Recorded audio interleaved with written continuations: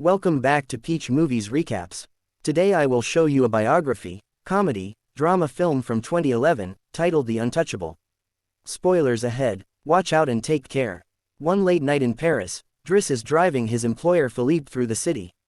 When waiting in traffic gets too boring, Driss breaks the speed limit and begins driving quite fast, dodging other cars and not caring about traffic signs.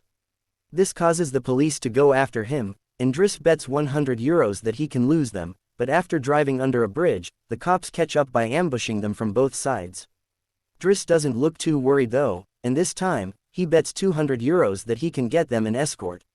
The cops make him leave the car and he starts acting then, behaving offendedly and telling them Phillipe can't move and he was taking him to the hospital. The officers find proof of this when they find the wheelchair in the truck and, when approaching Phillipe, they see him convulsing, which is also an act. Seeing as it's an emergency, the cops forgive Driss for breaking the speed limit and offer themselves as escorts on his way to the hospital.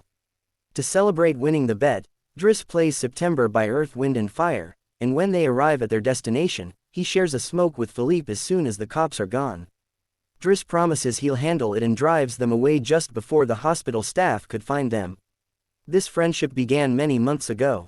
Phillipe and his assistant Magali are holding interviews to find a new caretaker for him, but it isn't going too well, because all applicants have very standard or awkward answers to their interview questions.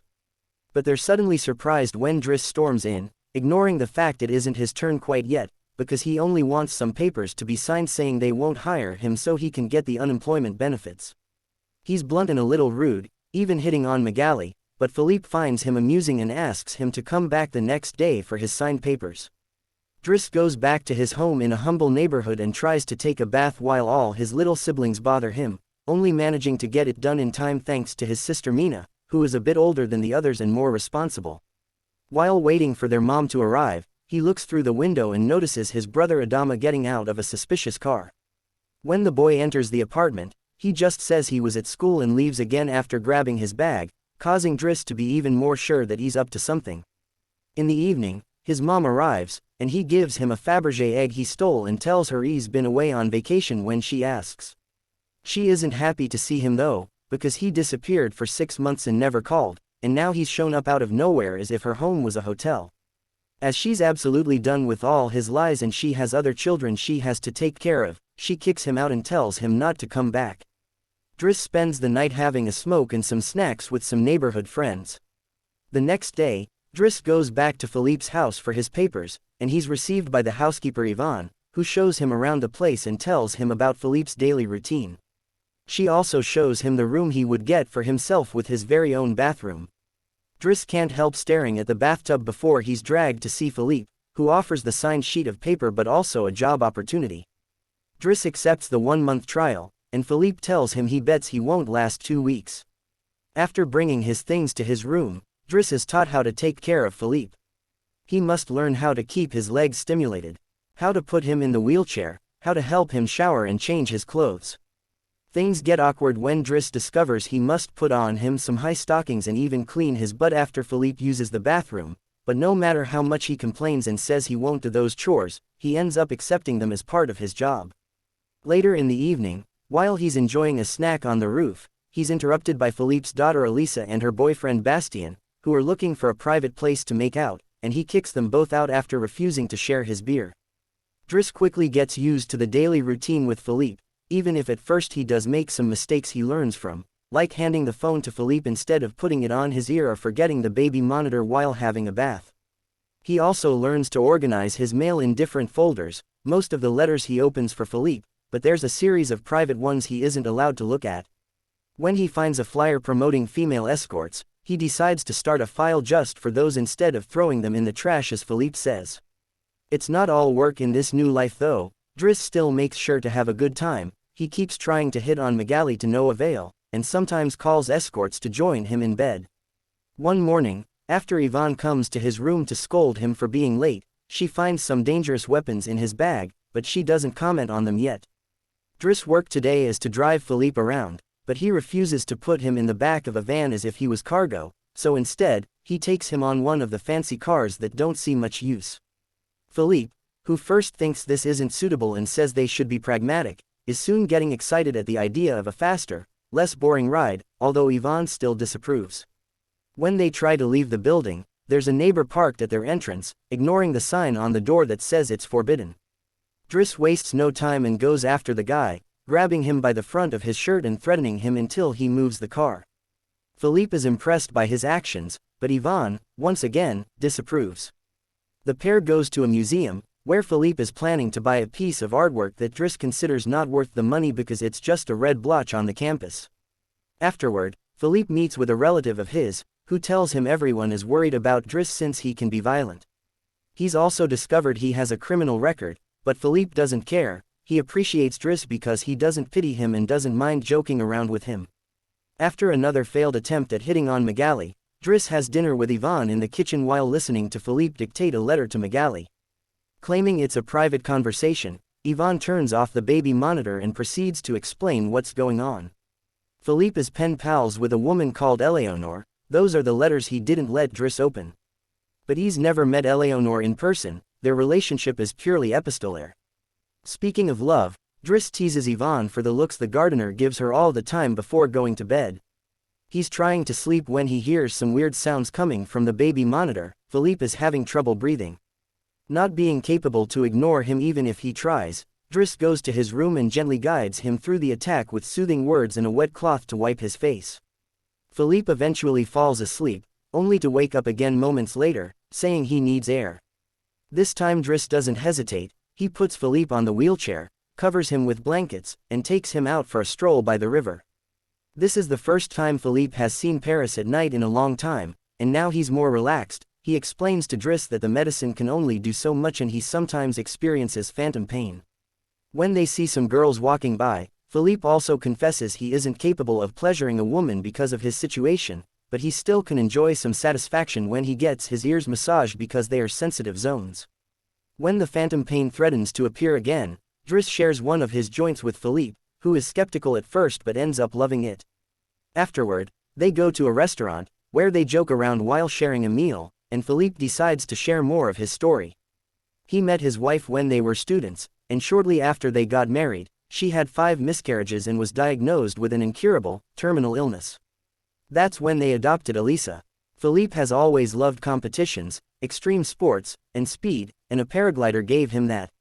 It was during a paragliding session that bad weather caused him to crash and break his vertebrae, although he still thinks his real handicap isn't the chair but living without his wife.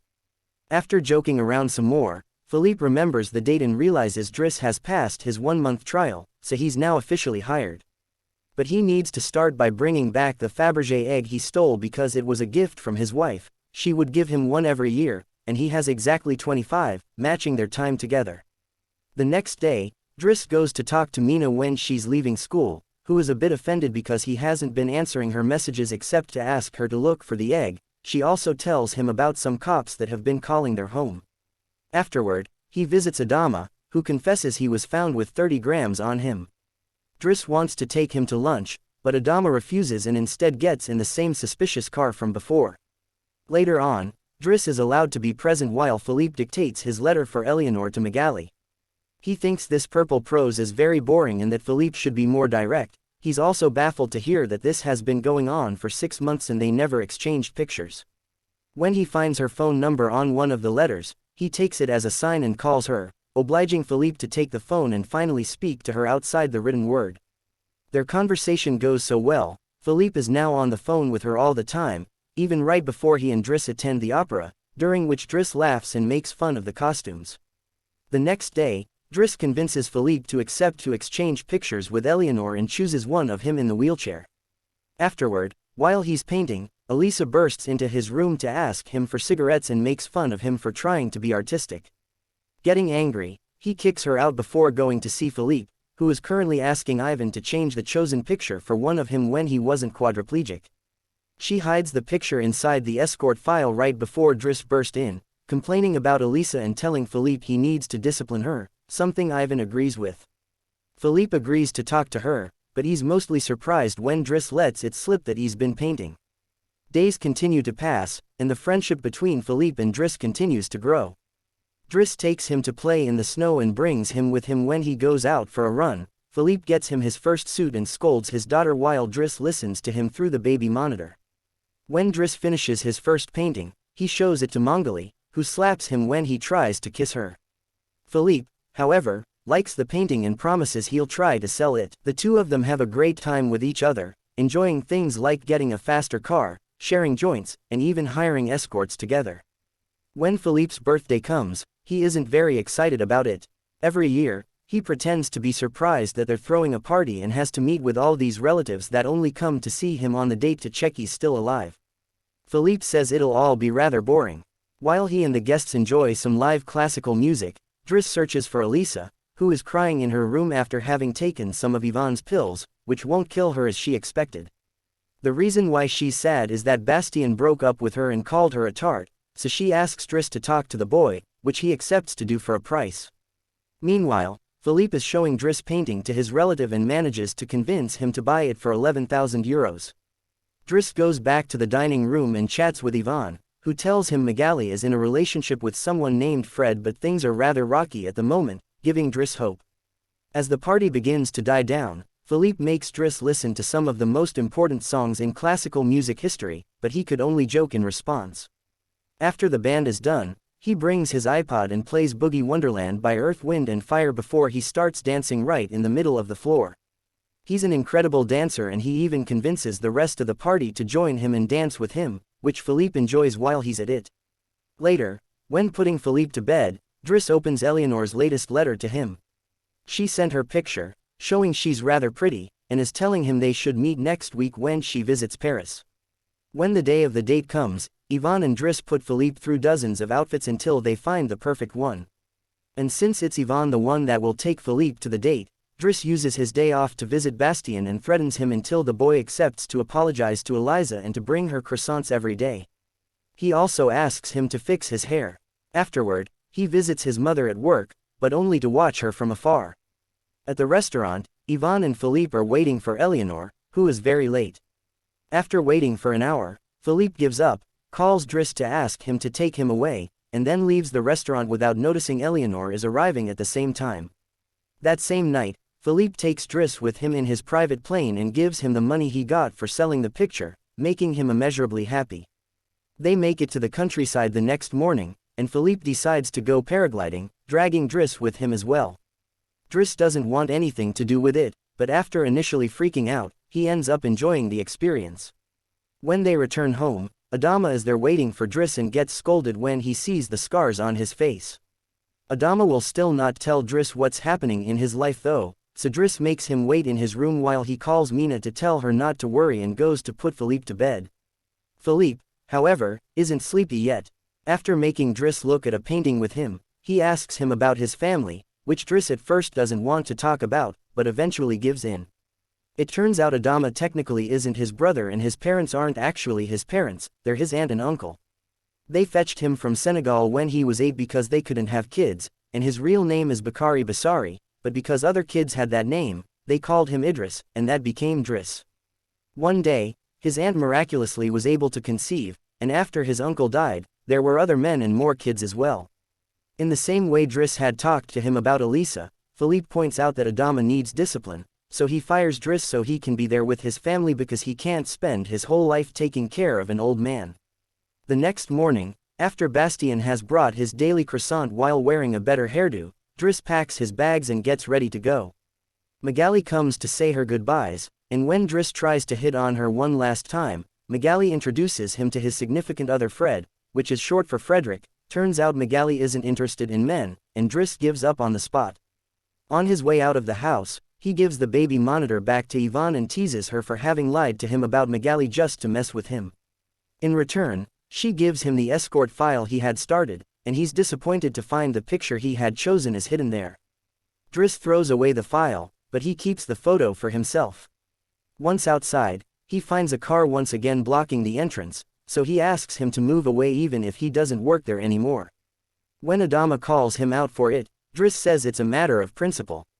A few hours later, the two brothers go pick up their mother at the station while back at the house. Phillipe is having his first dinner together with his new caretaker, who is stuffy and boring, and Phillipe decides to leave him without even having a bite. Since Yvonne is out on a date with the gardener, nobody is there to scold him for it. As days pass, Driss goes back to his old life. He hangs out with his old friends again and tells the guys from the suspicious car not to bother Adama anymore. When he goes to an interview he doesn't have enough experience for, he manages to win over the employer by calling himself pragmatic and using all the art knowledge he acquired while working for Phillipe. This lands him a job as a driver. Phillipe continues to dislike his new caretaker and is in a constant bad mood. One night, he refuses anyone in the house to help him with his phantom pain, so Ivan calls Driss and asks him to come over. That's how they find themselves in the situation from the beginning, with the cops chasing after them first and escorting them to the hospital later. After that little adventure, Driss drives Phillipe to the coast, and the sight of the sea helps Phillipe calm down. Sometime later, Driss takes care of Philippe's overgrown beard before taking him to a restaurant for lunch, but he doesn't stay, because someone else will be making Phillipe company today. Driss wishes him luck and finally gives him back his egg before leaving, and Phillipe starts worrying about being alone until he sees who his date is, Eleonore, who is delighted to see him and doesn't mind the chair at all. The real Count Phillipe Pozzo de Borgogne now lives in Morocco. He has remarried and has 2 daughters. The real Driss, actually called Abdel Yasmincello, has his own firm and is also married with 3 children. The 2 men continue to be very close friends to this day.